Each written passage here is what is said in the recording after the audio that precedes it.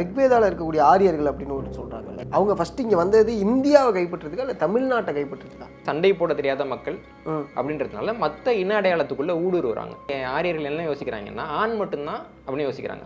அங்கே இருக்க பெண்களை வந்துட்டு ஒரு சொத்து மாதிரி நினச்சவங்க எடுத்துக்கிறாங்க.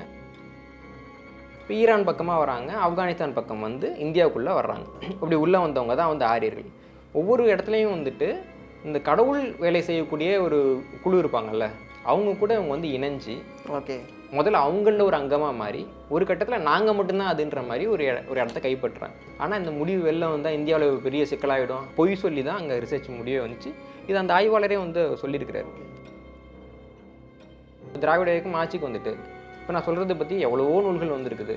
பாடத்திட்டத்தில் வையன் ஆரியர் வருகைன்னு ஏன் வைக்கிறேன்? நாங்கள் வெத்தலை பாக்கு வச்சு கூப்பிட்டோமா? ஆரியர் ஊடுருவல்னு வச்சுருந்துருக்கலாம், வைக்கலாம்ல. ஏன் வைக்கிறதுக்கு உங்களுக்கு வந்துட்டு ஒரு தைரியம் இல்லை? இதுதான் அவங்க காலங்காலமாக பண்ணிக்கிட்டு இருக்காங்க. அப்போது இந்த சமுதாயத்துக்கு வந்து வரலாறுன்னு ஒன்று இருக்கக்கூடாது. ரிக்வேதாவில் இருக்கக்கூடிய ஆரியர்கள் அப்படின்னு ஒன்று சொல்கிறாங்கல்ல, அவங்களாம் யார்? அவங்க ஃபர்ஸ்ட் இங்கே வந்தது இந்தியாவை கைப்பற்றுறதுக்கா இல்லை தமிழ்நாட்டை கைப்பற்றுறதுக்கா? அவங்க வந்து கைப்பற்றணுன்ட்டுலாம் வரலங்க. இது இந்தியான்னு தெரியாது, இது தமிழ்நாடுன்னு தெரியாது. ரொம்ப எளிமையாக சொல்லணும்னா செப்பி புல்வெளின்னு ஒரு பகுதி.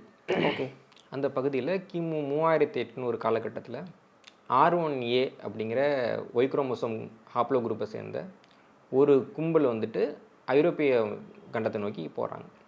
அவங்க போகிற வழியில் காக்கேஷியன் என்று சொல்லப்படக்கூடிய ஒரு மக்களை சந்திக்கிறாங்க. அவங்களும் இங்கே வர்றாங்க. ஓகே, இந்த காக்கேஷியன் மக்கள் கூட இவங்க கலந்து எம்னையா அப்படிங்கிற இன்னொரு மக்களுக்குள்ளே உருவாக்குறாங்க. இது வரைக்கும் இவங்க வந்துட்டு நாடு பிடிக்கணுன்னோ அல்லது ரொம்ப உக்கிரமாகலாம் இல்லை. அதுக்கு பின்னாடி என்ன ஆகுதுன்னா கிமு 3500 காலகட்டத்தில் உலகம் முழுக்க வந்துட்டு ஒரு சிந்தனை மாற்றம் வருது. இதுக்கு முன்னாடி பார்த்திங்கன்னா பெண் வழி சமுதாயம், பெண்களை ஆண்கள் மதிப்பாங்க. ஏன்னா பெண்கள் தான் குழந்தைய உருவாக்குறாங்கன்னு நமக்கு நம்பிக்கை. ஆண்களுக்கு அதில் என்ன முக்கியத்துவம்னு நமக்கு தெரியாது. வேதத்திலே சில இடங்களில் அது குறிப்பிடப்பட்டிருக்கும். பெண் வந்து நானே குழந்தைய உருவாக்கினேன் அப்படின்னு சொல்லுவாங்க. அப்பான்ற ஒரு ஸ்தானம் இல்லாத ஒரு சமூகம் உலகம் முழுக்க இருந்தது. ராகுல் சாங்கிருத்தியாயன் அதை பற்றி நிறையா ஒரு நூல்களில் எழுதியிருக்காரு. இப்போது இந்த எம்னையா மக்கள் என்ன பண்ணுறாங்கன்னா, அது வரைக்கும் வந்துட்டு பெண்களை மதிச்சிருந்தவங்க இந்த கிமு 3500 காலகட்டத்தில் பெண்ணுங்கிறது நிலம், ஆணுங்கிறது விதைன்ற ஒரு மனப்பான்மைக்கு வராங்க. ஏன்னா விவசாயத்தை பார்க்குறாங்க. ஒரு நிலம் இருக்குது, தென்னை விதை போட்டால் தென்னை முறைக்குது, மா விதை போட்டால் மா முறைக்குது. அப்போ வந்துட்டு நிலம் விஷயமா அல்லது விதை விஷயமா? விதை தான் விஷயம். அப்போ யார் விதை போடுறா? ஆண். பெண்ணுன்றது நிலன்றப்போ இந்த நிலத்தையே நான் மேம்படுத்தணும். ஓகே, ஒரு தொழிலில் இருக்கக்கூடிய அறிவை முட்டாள்தனமாக இன்னொரு தொழிலுக்கு வந்து பொருத்தி பார்க்குறப்போ இந்த மாதிரியான முடிவுகள் நிறைய வரும். சோஷியல் டார்வினிசம்னு இப்போ சொல்லிட்டு இருக்காங்களா, அந்த மாதிரியான ஒரு முடிவு. இது வந்துட்டு உலகம் முழுக்க சீரழிவை ஏற்படுத்தி NCBHல பார்த்தீங்க அப்படின்னா ரோசலின் மைல்ஸ் வந்துட்டு உலக வரலாற்றில் பெண்கள் ஒரு நூலே எழுதியிருப்பாருங்க. இதை பற்றி அதை வாச்சாலும் இதை பற்றி புரியும். உலகத்தினுடைய மிக மோசமான மாற்றம் ஏற்பட்ட காலகட்டம். ஓகே, இதுக்கப்புறம் அவங்க ஆரியர்கள் என்ன யோசிக்கிறாங்கன்னா ஆண் மட்டும்தான் அப்படின்னு யோசிக்கிறாங்க. அப்போ ஆரியர்ன்ற பேர் கிடையாது, ஸ்டெப்பி புல்வெளி மக்கள்ன்றது பேர். ஓகே, அப்புறம் என்ன பண்ணுறாங்கன்னா அடுத்தது அவங்க மேல் நோக்கி போகிறப்போ வழியில் இந்த நாகரிகத்தெல்லாம் வந்துட்டு அவங்க சண்டை போடுறாங்க. சண்டை போட்டு அவங்க கூட இனக்கலப்பு பண்ணுறாங்க. அங்கே இருக்க பெண்களை வந்துட்டு ஒரு சொத்து மாதிரி நினச்சவங்க எடுத்துக்கிறாங்க. இப்போ ஸ்டோன் ஹெஞ்சுன்னு ஒன்று இருக்குது இல்லைங்களா, அது இருந்த இடத்துக்கு இந்த ஆரியர்கள் வர்றப்போ அங்கேருந்து 90% மக்களை வந்துட்டு இவங்க கொள்கிறாங்க. ஓகே, அவங்க கடந்துட்டு அப்படி போகிறாங்க. இவங்க இந்த எம்னையா மக்கள் போகிறாங்க.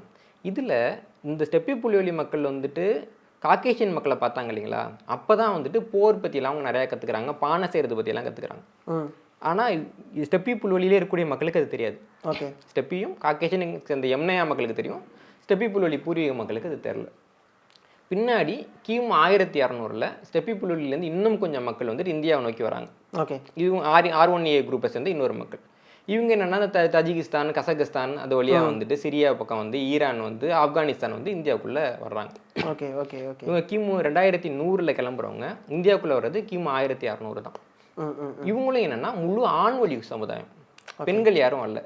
இப்போது அவங்க அந்த எம்னையா மக்கள் வந்துட்டு பெண்களை வந்து சண்டை போட்டு அபகரிச்சாங்கல்ல, அது மாதிரி இவங்க பண்ண முடியாது. ஏன்னா இவங்க வந்து காக்கேஷியர்களை சந்திக்கவும் இல்லை, சண்டை போட பெருசாக கற்றுக்கவும் இல்லை. அப்போ என்ன பண்ணுறாங்கன்னா இவங்க வலிமையை வச்சு பெண்களை வந்து எப்படி எடுக்க முடியுமோ அந்த மாதிரி எடுத்துகிட்டு ஆண் வழி சமுதாயமாக அவங்க இங்கே வர்றாங்க. இப்படி வர்றப்போ அவங்க வந்து ஈரானில் வந்துட்டு ஒரு 2 நூற்றாண்டுகளுக்கு தங்குறாங்க. ஏன்னா ஈரான் வந்துட்டு அப்போ நல்ல ஒரு வளர்ந்த ஒரு பெரிய நாகரிகமாக இருக்குது. ஈரானில் இருக்கக்கூடிய மக்களுக்கு தான் வந்துட்டு ஆரியர்கள்ங்கிறது இனப்பெயர். ஓகே, நாட்டோட பேர் ஆரியானா. ஆரியர்கள்ங்கிறது இனப்பெயர். அவங்களுக்கு சில வழிபாடு நம்பிக்கைகள்லாம் இருக்குது. அதை பார்க்குறப்ப இனம்னா என்ன, வழிபாடுனா என்ன, புராணம்னா என்ன, வேத நூல் எவ்வளோ அவசியம், மக்களை வந்துட்டு சமூகமாக பிரிச்சுக்கணும், இந்த எண்ணம்லாம் வந்துட்டு இந்த ஸ்டெப்பி புள்ளியியல் மக்களுக்கு ஈரான்லேருந்து தான் வருது. ஓகே. அதனால தான் ஈரானிய சொற்களுக்கும் சமஸ்கிருதத்துக்கும் நடுவில் நிறைய தொடர்புகள் இருக்கும். அதை பற்றி மேனகா காந்தி உள்ளிட்டவர்கள், பிஜேபியிலே இருக்கக்கூடிய மேனகா காந்தி உள்ளிட்டவர்கள் வந்து நிறைய நூல்கள் வந்து எழுதியிருக்கிறாங்க, ஆய்வுகளும் நிறையா வந்திருக்கு. ஓகே. இல்லை இன்னொன்று, இந்த ஆரியன் அப்படின்ற அந்த பெயர், அரசனை வந்து ஆரியன் சொல்லக்கூடிய முதல் பழமையான கல்வெட்டு ஈரானில் தான் இருக்குது, இந்தியாவில் கிடையாது. ரிக்வேதத்தில் வரக்கூடிய அந்த குதிரை யாகம்லாம் இருக்கும்ல, இப்போது அந்த குதிரை யாகத்தில் பார்த்தீங்கன்னா அது காலை வெட்டி பக்கத்தில் வைக்கணும். ஓகே. இயல்பாக சாகிற மாதிரி இருக்காது. அப்படி காலை வெட்டி பக்கத்தில் வச்சு அந்த எலும்புக்கூடு வந்துட்டு நமக்கு ஈரானில் தான் கிடைக்குது. ஓகே. இந்தியாவில் பழமையான எலும்புக்கூடு கிடைக்கல. இப்போ ஈரான் பக்கமாக வராங்க, ஆப்கானிஸ்தான் பக்கம் வந்து இந்தியாவுக்குள்ளே வர்றாங்க. ஓகே. அப்படி உள்ள மைக்ரேன் ஆகி உள்ளே வந்தது தான், அப்படி உள்ளே வந்தவங்க தான் வந்து ஆரியர்கள். இந்த ஆரியர்கள் வந்து ஒவ்வொரு இடத்துக்கும் போகிறப்ப என்னென்னா, அவங்க வந்துட்டு அவங்களுடைய இன அடையாளத்தை வைக்காமல், ஏன்னா இவங்களுக்கு வந்து சண்டை போட தெரியாத மக்கள் அப்படின்றதுனால மற்ற இன அடையாளத்துக்குள்ளே ஊடுருவுறாங்க. ஓகே. ஓகே. இப்போ இங்கே வந்துட்டு யாராவது வந்துட்டு திருவேதின்னு யாராவது இருக்காங்களா தமிழ்நாட்டில்? இல்லை. இப்போ நான் என்ன கேட்குறேன், வடக்கில் வந்துட்டு ஐயங்கார்னு யாராவது இருக்காங்களா? நம்பூதிரி வந்து கேரளாவை தாண்டி வெளில இறங்காது இருக்காங்களா?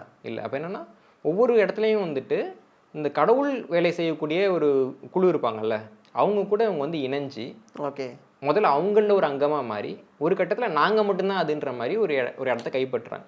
புரியுது. இதுதான் வந்து ஆரியர்களுடைய ஒரு சுருக்கமான வரலாறு. ஓகே. இதில் வந்துட்டு சில பிரச்சனைகள் இருக்குது. இப்போ வந்துட்டு சங்கிகள் வந்துட்டு 2013 வந்து ஒரு ஆய்வை காமிச்சு, இந்தியாவுக்குள்ளே 12,500 வருஷமாக வந்துட்டு ஆரியர்களே வரல அப்படிம்பாங்க. அது வந்துட்டு மரபியல் படி சரியான ஆய்வு தான். ஏன் அப்படி வருது அப்படின்னு பார்த்தீங்கன்னா, ஆரியர்கள் வந்து ஆண்கள் மட்டும்தான் வந்திருக்காங்க. இந்த ஆய்வு வந்து பெண்களை வச்சு நடத்தப்பட்ட ஆய்வு. ஓகே. ஆண்களுக்கு ஒய் குரோமோசோம், பெண்களுக்கு மைட்டோகாண்ட்ரியல் டிஎன்ஏ இருக்கும். ஓகே. அதை வச்சு தான் அவங்களுடைய வழியை நம்ம ஆய்வு பண்ண முடியும். இப்போ மைட்டோகாண்ட்ரியல் டிஎன்ஏ வச்சு ஆய்வு பண்ணிட்டு ஆரியர் வரலன்னா என்ன அர்த்தம்? புரியுது. இப்போ அந்த மாதிரி இவங்க வந்து ஒவ்வொரு ஆய்வையும் வந்துட்டு அவங்களுக்கு தேவையான ஆய்வை மட்டும் சொல்லி நம்மளை குழப்புற நிறைய வேலையை அவங்க பார்ப்பாங்க.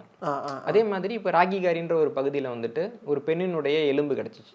அதை டிஎன்ஏ டெஸ்ட் எடுக்கிறப்போ அதில் வந்துட்டு ஆரியரோட ஆரியனே இல்லை. ஏன்னா அது முதல்ல அது ஒரு பொண்ணுன்றப்போ நேரடியாக இருந்தால் மட்டும்தான் இருக்கும். அது உங்களோட மைட்டோகாண்ட்ரியலில் பரம்பரை எடுக்கிறப்ப ஆண்களோடது வராது இல்லைங்களா? அப்போ அவங்களுடைய அப்பாவோ யாராவது ஒருத்தங்கன்னா கொஞ்சம் ஆரிய மரபுன்னு இருக்கலாம், அவ்வளோதான் இருக்கும். இன்னொன்று வந்துட்டு அந்த காலகட்டத்தில் வந்து 1600க்கு முற்பட்ட காலகட்டம், அதில் வந்துட்டு R1A இல்லை. ஓகே. ஆனால் இந்த முடிவு வெளில வந்தால் இந்தியாவில் பெரிய சிக்கலாகிடும் ஆச்சா பூச்சான்னு சொல்லி அந்த ஆய்வு பண்ண டேவிட் ரேக்குன்றவரை வந்துட்டு ரொம்ப அச்சுறுத்தி, வேறு வழியே இல்லாமல் இந்தியர்களுக்கு 2 முன்னோர்கள் இருக்காங்க, ஒன்று வட இந்திய முன்னோர், இன்னொரு தென்னிந்திய முன்னோர்னு நான் பொய் சொல்லி தான் அங்கே ரிசர்ச் முடிவே வந்துச்சு. இது அந்த ஆய்வாளரே வந்து சொல்லியிருக்கிறார். ஓகே. இல்லைங்களா? இப்படியாக ஆரியர் பற்றின புரிதல் வந்துட்டு நமக்கு கிடையாது. இது திராவிட இயக்கம் ஆட்சிக்கு வந்துட்டு இப்போ நான் சொல்கிறத பற்றி எவ்வளவோ நூல்கள் வந்திருக்குது, பாடத்திட்டத்தில் வையேன். புரியுது. ஆரியர் வருகைன்னு ஏன் வைக்கிறேன்? நாங்கள் வெத்தலைப்பாக்கு வச்சு கூப்பிட்டோமா? ஆரியர் ஊடுருவல்னு வச்சுருந்துருக்கலாம், வைக்கலாம்ல. ஏன் வைக்கிறதுக்கு உங்களுக்கு வந்துட்டு ஒரு தைரியம் இல்லை இல்லைங்களா? அப்போ என்னென்னா, என்னுடைய வரலாறையும் நான் தெரிஞ்சுக்கூடாது, நான் உண்மையாக யாரை வந்து எதிர்க்கணுமோ அவங்க வரலாறையும் நான் தெரிஞ்சுக்கூடாது, என்னை யார் ஆட்சி பண்ணுறானோ அவன் வரலாறையும் தெரிஞ்சுக்கூடாது. இப்போ என் வரலாறு தான் எழுதலை, நீங்கள் வந்து நாயக்கர் வரலாறு எழுதி பதிப்பீங்களா, விஜயநகர் வரலாறு எழுதி பதிப்பீங்களா? அதுவும் பண்ணக்கூடாது. இப்போது ராஜராஜன் வந்து பிராமண அடிமைன்றாங்கல்ல, ஏன் பிராமண அடிமை? ஓகே. அவர் வந்துட்டு பிராமணர்கள் சொன்னதில் என்னத்தை கேட்டார்? பெண்களுக்கு வந்து சொத்துரிமையை கொடுக்கக்கூடாதுன்னு சொல்லுது, அவர் கொடுத்தாரா இல்லையா? புரியுது. தமிழ் வந்துட்டு கோயிலில் வந்துட்டு பாடக்கூடாதுன்னாங்க, அவர் காலத்து முழுக்க தமிழில் தான் பாடிட்டு இருந்தாங்க. பிராமணர்களை வந்துட்டு கொல்லக்கூடாது, பிரம்மகத்தி தோஷம் வந்துடுன்றது நம்பிக்கை. பிராமணர்களை கழுத்திருத்து கொண்டாருன்னு கல்வெட்டு இருக்குது. பிராமணர்களுக்கு வந்துட்டு கொடுத்த நிலத்தை வந்து பிடுங்கக்கூடாதும்பாங்க, பிடுங்கியிருக்காரு. கோயில் நிர்வாகத்தை வந்து பிராமணர்கள்லேருந்து பிடுங்கியிருக்காரு. தஞ்சாவூர் பெரிய கோயில் நிர்வாகமே பிராமணர்கிட்ட கொடுக்கல, அவர் ஆரிய அடிமைன்னு பேசுகிறாங்கல்ல. விஜயநகர பேரரசு வந்துட்டு ஹரிகர் புக்கர் வந்துட்டு யார்கிட்ட ஆசீர்வாதம் தொடங்கினாங்க, யாருடைய கண்காணிப்பில் அந்த பேரரசு நடந்துச்சு? ஓகே.